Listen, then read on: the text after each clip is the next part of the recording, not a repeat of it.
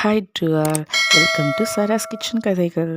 இன்றைக்கி நம்ம செய்ய போகிற டிஷ் பால் பாயசம். ரொம்ப சுலபமாக வீட்டில் இருக்கிற இன்க்ரீடியன்ஸ் வச்சு எப்படி செய்யலாம் பார்க்கலாம்.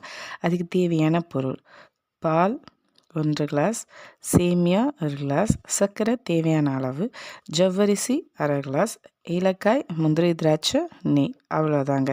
ஃபஸ்ட்டு நம்ம ஜவ்வரிசியை வேக வைக்கலாம். நான் எடுத்திருக்கிறது டீ குடிக்கிற கிளாஸில் 1/2 கிளாஸ் ஜவ்வரிசி எடுத்திருக்கேன்.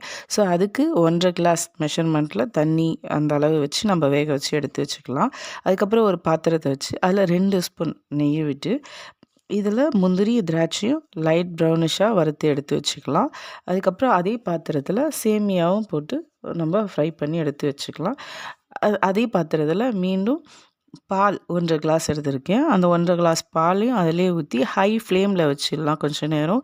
பால் நல்லா கொதித்து நுர கட்டி வரும்.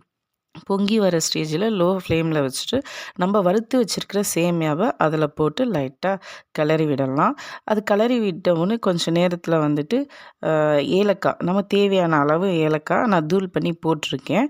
ஸோ அந்த ஏலக்காய் போட்ட உடனே நம்ம வேக வச்சு வச்சுருக்க ஜவ்வரிசியை அதில் நம்ம போட்டு நல்லா மிக்ஸ் பண்ணிக்கிறோம். மிக்ஸ் பண்ணிவிட்டு ஒரு 5 மினிட்ஸ் நம்ம அப்படியே விட்டுடலாம். அதுக்கப்புறமா நம்ம தேவையான அளவு சுகர் ஆட் பண்ணிக்க போகிறோம். நான் இன்றைக்கி 3 ஸ்பூன் தான் ஆட் பண்ணியிருக்கேன். பிகாஸ் அதுவே எனக்கு போதும் அப்படின்னு தோணுச்சு. உங்களுக்கு இனிப்புக்கு ஏற்ற மாதிரி நீங்கள் சுகர் ஆட் பண்ணிக்கலாம். சுகர் ஆட் பண்ண உடனே ஒரு 1 செகண்ட் ஹை ஃப்ளேமில் வச்சுட்டு அதுக்கப்புறம் நீங்கள் வறுத்து வச்சுருக்கிற முந்திரி, திராட்சை இது எல்லாமே அதில் போட்டு மிக்ஸ் பண்ணி எடுத்தால் சுவையான பால் பாயசம் ரெடி. ஸோ இன்றைக்கி பிறந்தநாள் மற்றும் திருமண நாள் கொண்டாடுற அனைத்து நல்லுள்ளவங்களுக்கும் என்னோட மனமார்ந்த வாழ்த்துக்கள்.